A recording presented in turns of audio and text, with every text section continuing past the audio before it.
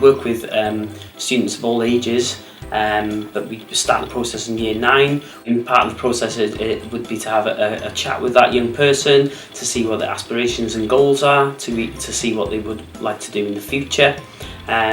But also we would try and have a chat about their year 9 options and what they would like to take further on in school as well. We interview them again in year 10 and 11, and also we would see them in their post-16 in school until they would leave school and perhaps go to training or college.